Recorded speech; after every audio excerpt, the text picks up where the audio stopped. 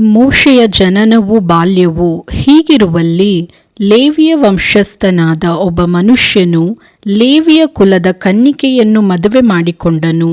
ಆಕೆ ಗರ್ಭಿಣಿಯಾಗಿ ಗಂಡು ಮಗುವನ್ನು ಹೆತ್ತು ಅದು ಚೆಲುವಾದ ಕೂಸೆಂದು ತಿಳಿದು 3 ತಿಂಗಳು ಬಚ್ಚಿಟ್ಟಳು. ಆಕೆ ಅದನ್ನು ಇನ್ನೂ ಹೆಚ್ಚು ಕಾಲ ಮರೆಮಾಡಲಾರದೆ ಆಪಿನ ಪೆಟ್ಟಿಗೆಯನ್ನು ತೆಗೆದುಕೊಂಡು ಜೇಡಿಮಣ್ಣನ್ನು ರಾಳವನ್ನು ಹಚ್ಚಿ ಕೂಸನ್ನು ಅದರಲ್ಲಿ ಮಲಗಿಸಿ ನೈಲ್ ನದಿಯ ಅಂಚಿನಲ್ಲಿರುವ ಜಂಬು ಹುಲ್ಲಿನಲ್ಲಿಟ್ಟಳು. ಕೂಸಿಗೆ ಏನಾಗುವುದೆಂದು ತಿಳಿದುಕೊಳ್ಳುವುದಕ್ಕೆ ಅದರ ಅಕ್ಕನು ಸ್ವಲ್ಪ ದೂರದಲ್ಲಿ ನಿಂತುಕೊಂಡಳು. ಅಷ್ಟರಲ್ಲಿ ಫರೋಹನ ಕುಮಾರ್ತೆಯು ಸ್ನಾನಕ್ಕಾಗಿ ಆ ನದಿಯ ಬಳಿಗೆ ಇಳಿದು ಬಂದಳು. ಆಕೆಯ ಗೆಳತಿಯರು ನದಿಯ ದಡದಲ್ಲಿ ತಿರುಗಾಡುತ್ತಿದ್ದರು. ಆಕೆ ಜಂಬು ಹುಲ್ಲಿನಲ್ಲಿ ಪೆಟ್ಟಿಗೆಯನ್ನು ಕಂಡು ದಾಸಿಯನ್ನು ಕಳುಹಿಸಿ ತರಿಸಿದಳು. ಅದನ್ನು ತೆರೆದು ನೋಡುವಾಗ ಆಹಾ, ಅಳುವ ಕೂಸು! ಆಕೆ ಅದರ ಮೇಲೆ ಕನಿಕರಪಟ್ಟು ಇದು ಇಬ್ರಿಯರ ಮಕ್ಕಳಲ್ಲಿ ಒಂದಾಗಿರಬಹುದೆಂದು ಹೇಳಿದಳು.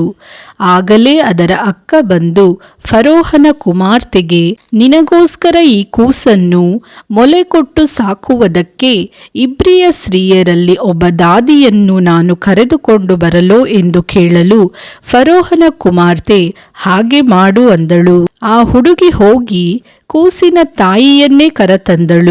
ಫರೋಹನ ಕುಮಾರ್ತೆ ಅವಳಿಗೆ, ನೀನು ಈ ಮಗುವನ್ನು ತೆಗೆದುಕೊಂಡು ಹೋಗಿ ನನಗೋಸ್ಕರ ಸಾಕಮ್ಮ, ನಾನೇ ನಿನಗೆ ಸಂಬಳವನ್ನು ಕೊಡುವೆನು ಎಂದು ಹೇಳಲಾಗಿ ಆ ಸ್ತ್ರೀಯು ಕೂಸನ್ನು ತೆಗೆದುಕೊಂಡು ಸಾಕಿದಳು. ಆ ಹುಡುಗನು ಬೆಳೆದಾಗ ಅವನನ್ನು ಫರೋಹನ ಕುಮಾರ್ತೆಯ ಬಳಿಗೆ ತೆಗೆದುಕೊಂಡು ಬಂದಳು. ಅವನು ಆಕೆಗೆ ಮಗನಾದನು. ಇವನನ್ನು ನೀರಿನೊಳಗಿಂದ ಎಳೆದಿದ್ದೇನೆಂದು ಹೇಳಿ ಆಕೆ ಅವನಿಗೆ ಮೋಶೆ ಎಂದು ಹೆಸರಿಟ್ಟಳು. ಮೋಶೆಯು ಮಿದ್ಯಾನ್ ದೇಶಕ್ಕೆ ಓಡಿಹೋದದ್ದು. ಮೋಶೆ ದೊಡ್ಡವನಾದ ಮೇಲೆ ಸ್ವಜನರ ಬಳಿಗೆ ಹೋಗಿ ಇವರ ಬಿಟ್ಟಿ ಕೆಲಸಗಳನ್ನು ನೋಡುತ್ತಿದ್ದನು. ಒಂದು ದಿವಸ ಅವನು ತನ್ನ ಜನರಾದ ಇಬ್ರಿಯರೊಳಗೆ ಒಬ್ಬನನ್ನು ಐಗುಪ್ತ್ಯನೊಬ್ಬನು ಹೊಡೆಯುವುದನ್ನು ಕಂಡು ಮೋಶೆ ಅತ್ತಿತ್ತ ನೋಡಿ ಯಾರೂ ಇಲ್ಲವೆಂದು ತಿಳಿದು ಆ ಐಗುಪ್ತ್ಯನನ್ನು ಹೊಡೆದು ಹಾಕಿ ಅವನ ಶವವನ್ನು ಮರಳಿನಲ್ಲಿ ಮುಚ್ಚಿಟ್ಟನು.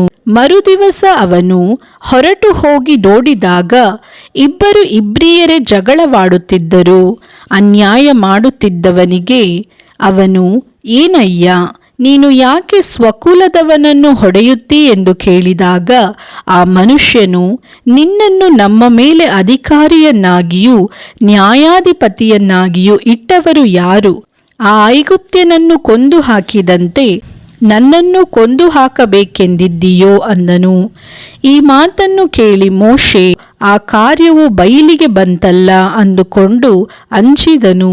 ನಡೆದ ಸಂಗತಿಯು ಫರೋಹನಿಗೆ ತಿಳಿದು ಬಂದಾಗ ಅವನು ಮೋಶೆಯನ್ನು ಕೊಲ್ಲಿಸಬೇಕೆಂದು ಆಲೋಚಿಸಿದ್ದರಿಂದ ಮೋಶೆ ಫರೋಹನ ಬಳಿಯಿಂದ ಓಡಿ ಹೋಗಿ ಮಿದ್ಯಾನ್ ದೇಶವನ್ನು ಸೇರಿದನು.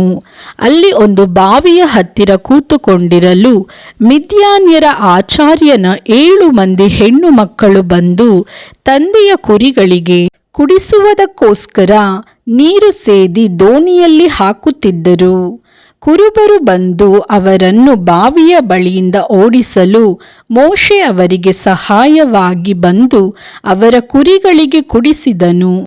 ತರುವಾಯ ಅವರು ತಮ್ಮ ತಂದೆಯಾದ ರೆಗೂವೇಲನ ಬಳಿಗೆ ಬಂದಾಗ ಅವನು, ನೀವು ಈ ಹೊತ್ತು ಬೇಗ ಬಂದಿರಿ, ಇದು ಹೇಗೆ ಎಂದು ಕೇಳಲಾಗಿ ಅವರು, ಐಗುಪ್ತ್ಯನಾದ ಒಬ್ಬ ಮನುಷ್ಯನು ನಮ್ಮನ್ನು ಕುರುಬರ ಕೈಗೆ ತಪ್ಪಿಸಿದನು.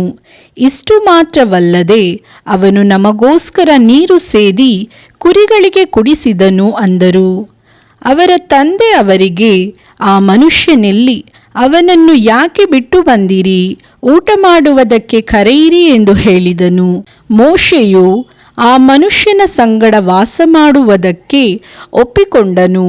ಅವನು ತನ್ನ ಮಗಳಾದ ಚಿಪ್ಪೋರಳನ್ನು ಮೋಶೆಗೆ ಕೊಟ್ಟನು. ಆಕೆ ಗಂಡು ಮಗುವನ್ನು ಹೆರಲು ಮೋಶೆ, ನಾನು ಅನ್ಯ ದೇಶದಲ್ಲಿ ಪ್ರವಾಸಿಯಾಗಿದ್ದೇನೆ ಎಂದು ಹೇಳಿ ಅದಕ್ಕೆ ಗೇರ್ಷೋಮ್ ಎಂದು ಹೆಸರಿಟ್ಟನು. ದೇವರು ಇಸ್ರಾಯೇಲರನ್ನು ಬಿಡಿಸುವುದಕ್ಕೆ ಮೋಶೆಯನ್ನು ನೇಮಿಸಿದ್ದು. ಈ ಮೇರೆಗೆ ಬಹಳ ದಿನಗಳು ಕಳೆದ ಮೇಲೆ ಐಗುಪ್ತ ದೇಶದ ಅರಸನು ಸತ್ತನು. ಇಸ್ರಾಯೇಲ್ಯರು ತಾವು ಮಾಡಬೇಕಾದ ಬಿಟ್ಟಿ ಕೆಲಸಕ್ಕಾಗಿ ನಿಟ್ಟುಸಿರು ಬಿಟ್ಟು ಗೋಳಾಡುತ್ತಾ ಇದ್ದರು. ಆ ಗೋಳು ದೇವರಿಗೆ ಮುಟ್ಟಿತು. ದೇವರು ಅವರ ನರಳಾಟವನ್ನು ಕೇಳಿ ತಾನು ಅಬ್ರಹಾಮ, ಇಸಾಕ, ಯಾಕೋಬರಿಗೆ ಮಾಡಿದ ವಾಗ್ದಾನವನ್ನು ನೆನಪಿಗೆ ತಂದುಕೊಂಡು ಇಸ್ರಾಯೇಲ್ಯರನ್ನು ನೋಡಿ ಅವರಲ್ಲಿ ಲಕ್ಷ್ಯವಿಟ್ಟನು.